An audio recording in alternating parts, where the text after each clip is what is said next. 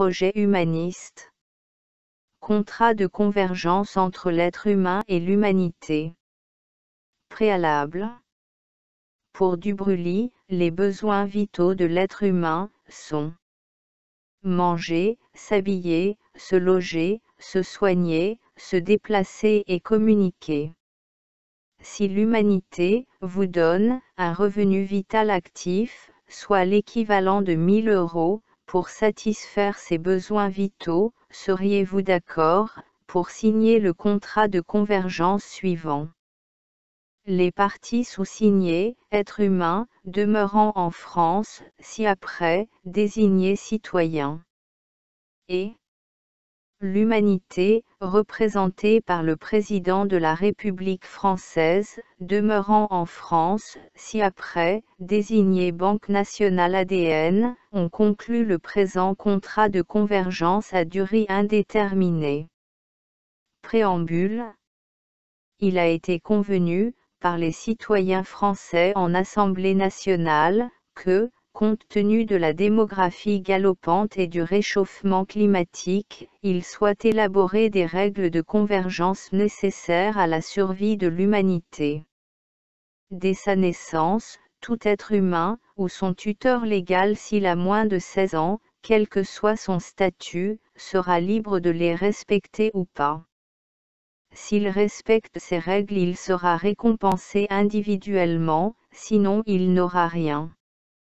Ces règles seront inscrites dans la Déclaration des devoirs de l'être humain et du citoyen, déposée dans un document validé par la Constitution de la République française, intitulé « L'ADN de Patricia ».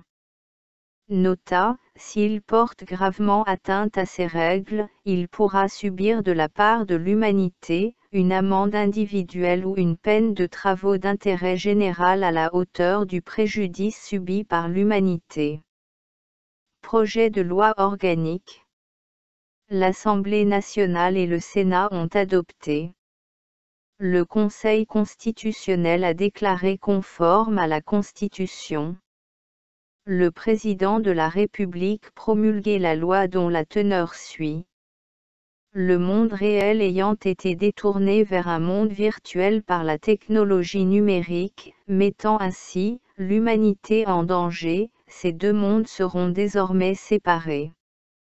Le monde réel est défini dorénavant comme étant un monde dans lequel les denrées périssables et vitales pour l'être humain ne peuvent plus faire l'objet de spéculation.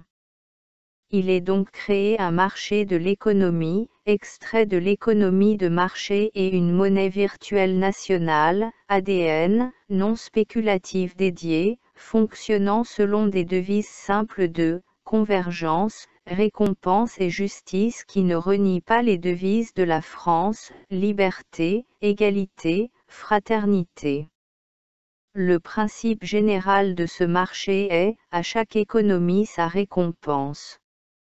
Le monde virtuel est défini comme étant le monde où toute chose, virtuelle, réelle ou naturelle, transformée ou non par la technologie numérique, issue ou non de l'intelligence artificielle ou de la réalité augmentée, n'est pas considérée comme une denrée vitale.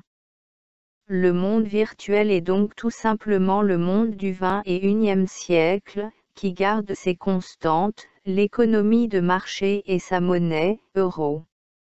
Afin qu'il n'y ait aucune rupture sociétale entre ces deux mondes, les notions de concurrence et de profit seront maintenues, mais selon deux aspects différents. Dans le monde virtuel, la concurrence sera telle qu'elle assure l'évolution technologique au profit de l'intérêt particulier de l'être humain.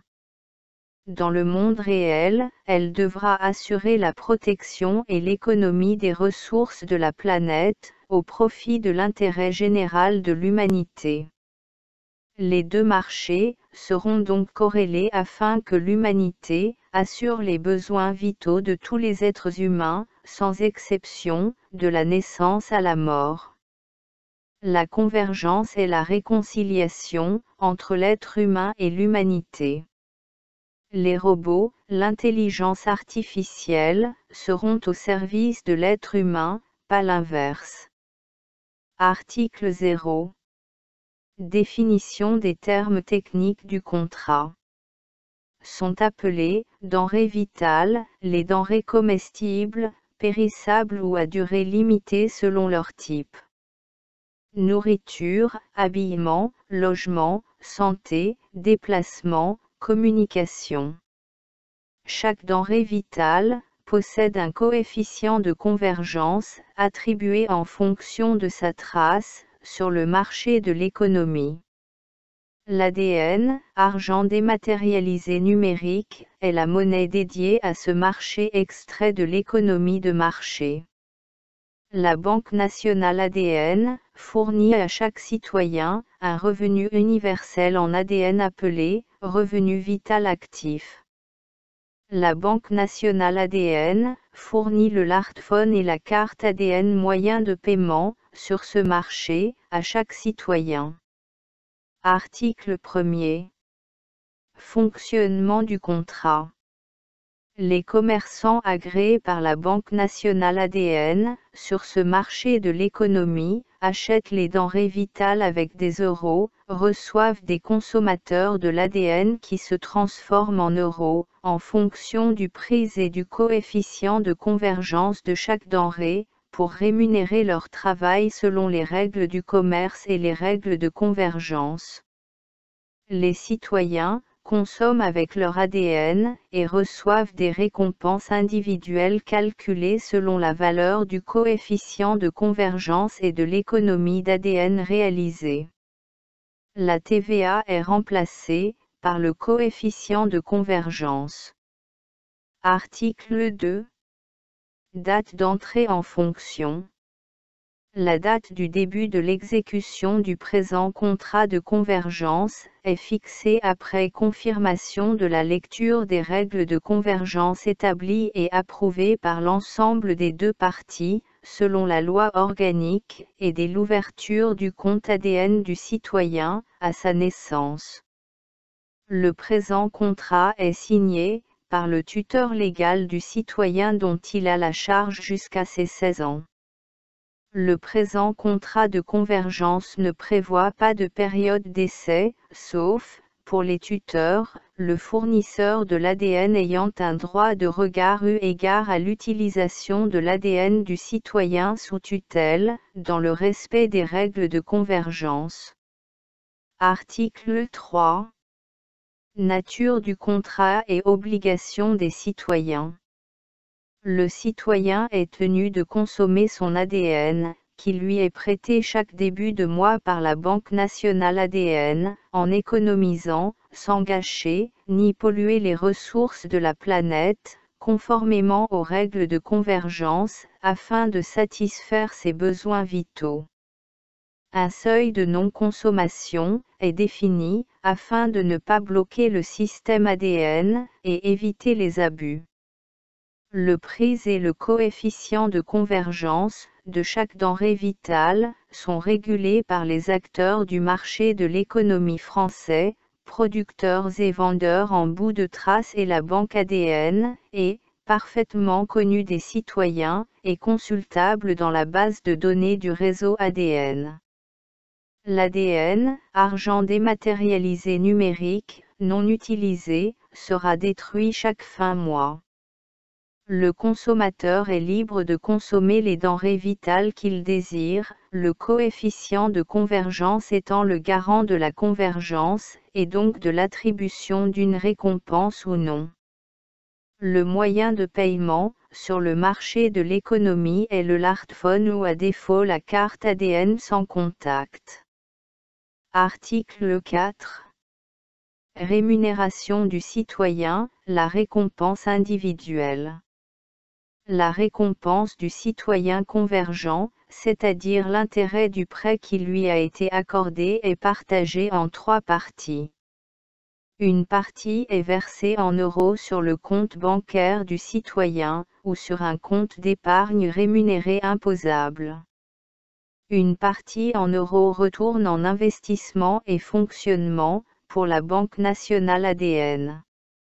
Une partie est redistribuée aux actionnaires de la bourse ADN. Chaque citoyen est actionnaire de la bourse ADN dès le début du contrat jusqu'à ses 16 ans. Chaque citoyen est libre de rester ou non actionnaire de la bourse ADN, quel que soit son statut. La récompense du citoyen et celle des actionnaires sont imposables s'ils ne travaillent pas. La récompense du citoyen n'est pas imposable s'il est en retraite ou en invalidité face au travail. Article 5. Rupture du contrat. Chaque denrée, dite vitale, est identifiée au départ et tracée tout au long de son parcours, grâce au code-barre augmenté. Elle ne pourra donc être vendue sur le marché de la richesse en échange d'euros. Le smartphone est le seul contrôleur des transactions, de bout en bout. Si la trace se perd en cours de route, une alerte signifiera qu'il y a eu rupture de la transaction, et que la denrée est supposée gâchée. Dans ce cas, le citoyen responsable de cette rupture, c'est-à-dire le dernier acheteur, identifié par le contrôleur ADN, devra indemniser l'humanité. Le contrat de convergence est rompu temporairement, quand la justice a condamné le citoyen à une peine de prison ferme.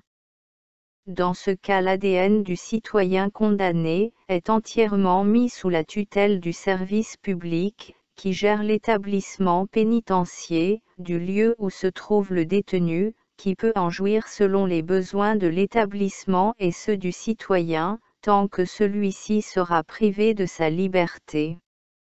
L'humanité ne peut en aucun autre cas rompre le contrat.